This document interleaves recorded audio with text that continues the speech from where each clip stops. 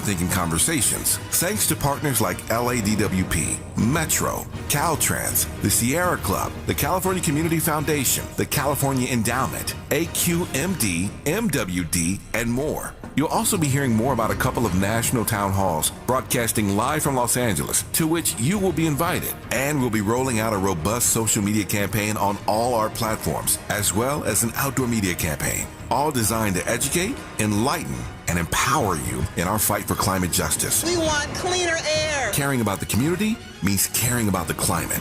At KBLA Talk 1580, we believe that we really can change the world if we care enough. If we care enough. If we care enough. If we care enough. If we care enough.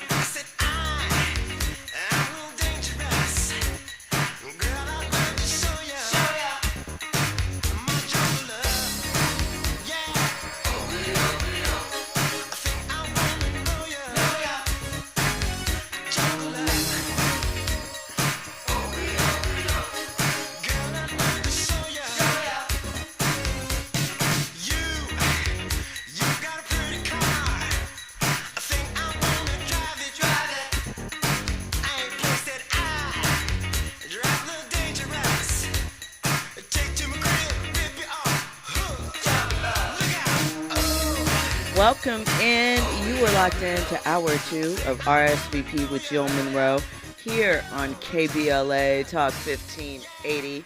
This, of course, is the show where we hit all the trending topics across entertainment, sports, lifestyle, and culture. I am your host, Jill Munroe. I hope that you are relaxed, chilling, and ready to get into some more trending topics and headlines.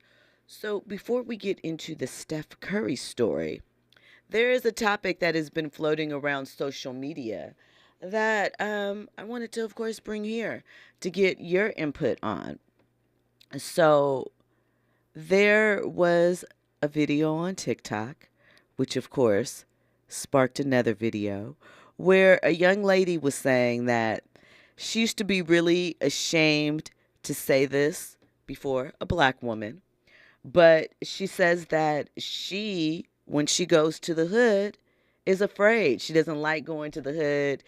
When she goes to the gas station or something, or a place of business, if there's a group of men outside, she will try and avoid it. That basically she is scared and she does not like going to the hood as a black person.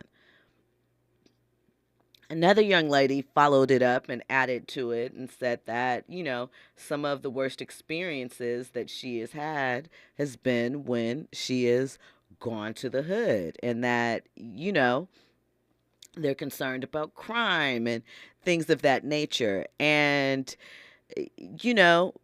some of the comments said, yeah, I can't be around too many of us. If you know, I'll exit stage left expeditiously. Another person said, who you telling, with the quickness.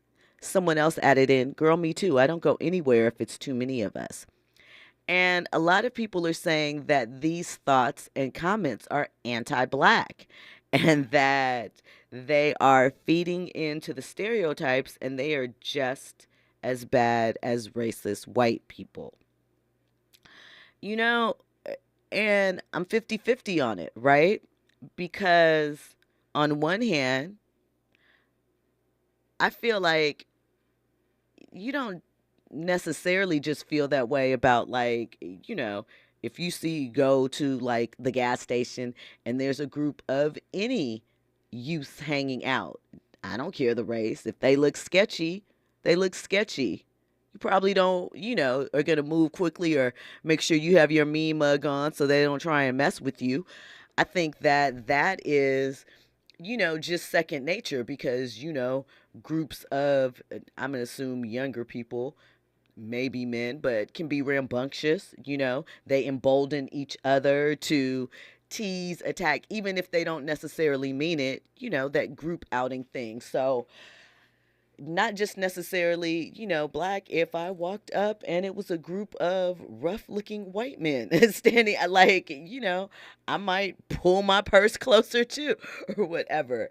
But I do wonder, is it a fair critique? Is it inherently black people being anti black to say that they are concerned for their safety in certain environments? Because I feel like you know what they mean, but is it just about the way that they say it, the way it's put forth? Is it something that we shouldn't talk about because others will pick up on it and adopt that language and not understand the connectivity of it and use it in a bad way?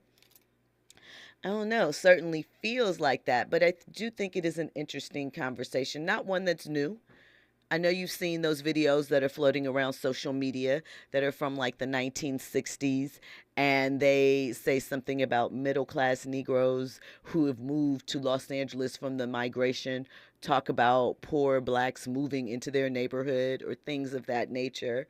And the conversations, it sounded largely the same as some of the things that you hear now, with a little bit of respectability politics sprinkled in some measure, but there nonetheless. So it's a conversation we'll probably come back to. I just wanted to bring it up, make you aware.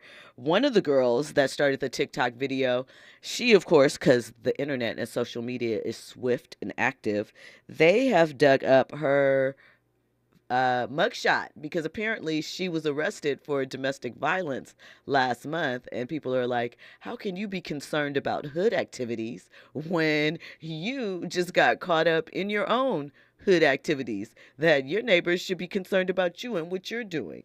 So again, lots of opinions. We can all understand wanting a safe home and environment, but do you think that that is anti-black? It's a conversation we'll save for another day. When we come forward, we're going to get into more trending topics and headlines. You're locked in to RSVP with Jill Munroe here on KBLA Talk 1580. RSVP with Jill Munroe is your go-to show for staying in the know. More engaging conversation when we come forward on KBLA Talk 1580.